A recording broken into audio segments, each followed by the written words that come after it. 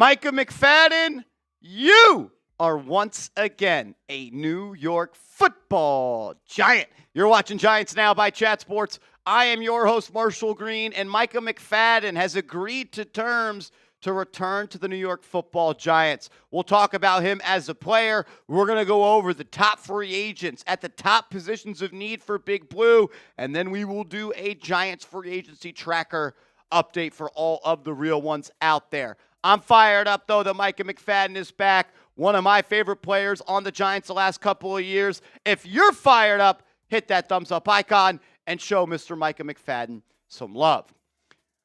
Good for McFadden to come back to the Giants. He had a nasty injury last year, had that foot injury in week 1 against the Washington Commanders, did not return, and his absence was felt by this defense. Look, the Giants' run defense has been a joke since Joe Schoen has got here. That can't mistake that. They've given up the most rushing yards in the National Football League in the Joe Schoen era. And Micah McFadden has been a part of a couple of those defenses, but you could tell that this second level of defense, it lacked the sideline-to-sideline speed without McFadden. And you saw how impactful of a player he was when Darius Musow had to play down in and down out. Then they had to start playing all of these special teamers at the inside linebacker spot.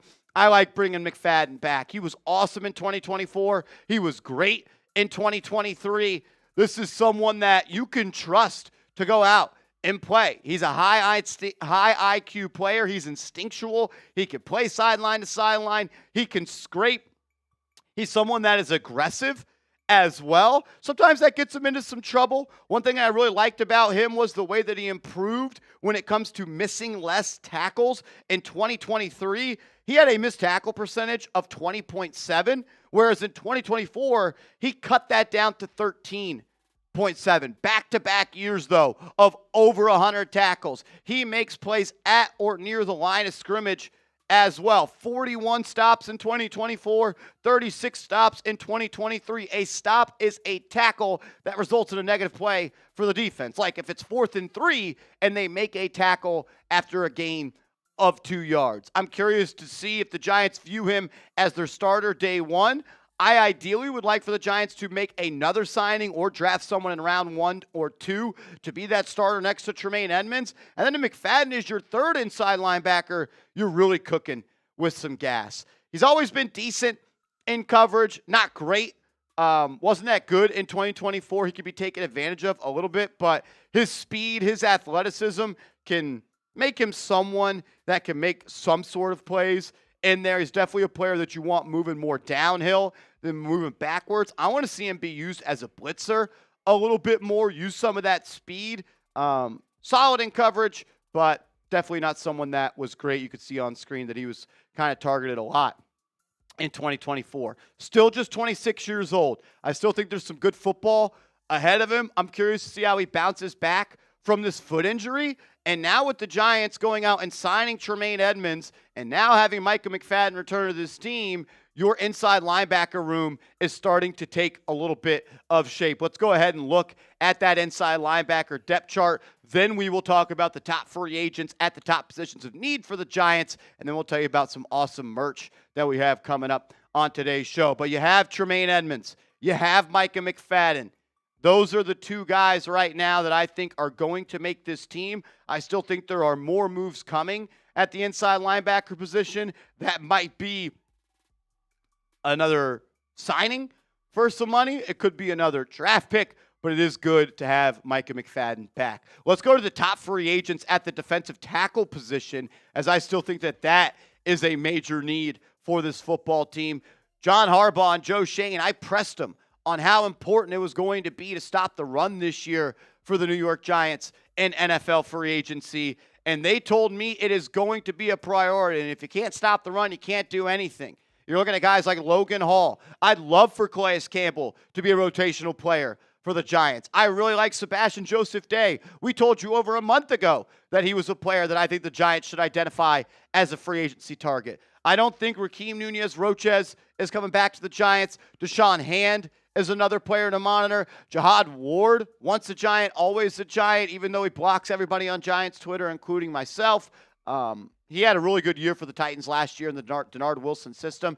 I would not mind at all bringing Dalvin Tomlinson back to the Giants. Never probably should have let him leave. DJ Reader can stop the run. Larry Ogunjobi has had some success in this league. And then you're looking at guys like Shelby Harris. On the offensive guard position, when it comes to top free agents, that's another position of need as well. Talk about you want to be physical. Talk about you want to be a smash mouth team. You better go out and get a right guard. You better go out and get a defensive tackle as well.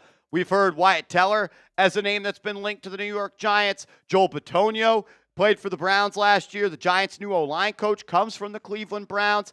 I wouldn't mind taking a swing on James Daniels. And then if you want just a savvy veteran at that right guard spot, Kevin Zeitler could be back. Still can't believe the Giants cut him to save money to sign Kenny Golladay. Today, Ryan Dunleavy, who covers the Giants, said that they could be poking around the Daniel Falele market. I have no interest in that.